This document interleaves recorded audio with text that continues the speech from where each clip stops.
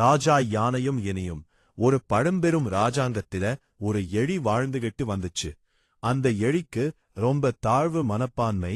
எப்ப பார்த்தாலும் அடுத்தவங்கள் மாதிரி நாம் இல்லையேன்னு வருத்தப்பட்டுக்கிட்டே இருக்கும். ஒரு நாள் அந்த எலி ராஜாங்க சாலையில நடந்து போய்கிட்டு இருந்துச்சு. அப்ப அந்த ராஜாங்கத்தோட ராஜா நகர்வலம் வந்தாரு. ஒரு பெரிய யானையில ஏறி அவரு தன்னோட பயணத்தை நடத்துனாரு. அது பார்த்த எலிக்கு ரொம்ப பொறாமையா போச்சு.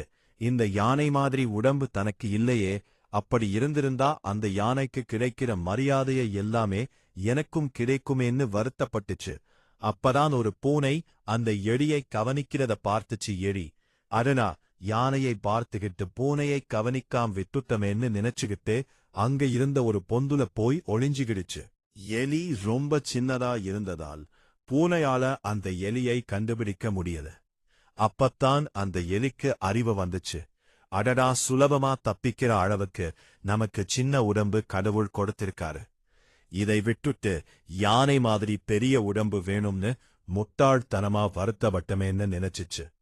அன்னையில இருந்து தாழ்வு மனப்பான்மையில் இருந்து வெளிப்பட்டு நல்லபடியா தன்னோட வாழ்நாளை கழிச்சிச்சு எலி. குரல் நீதி: அழுக்காறு உடையாருக்கு அது சாலும் ஒன்னார் வழுக்கியும் கேடின்பது. நீதி: பொறாமை குணம் கொண்டவர்களுக்கு அவர்களை வீழ்த்த வேறு வகையே வேண்டாம், அந்த குணமே அவர்களை வீழ்த்திவிடும்.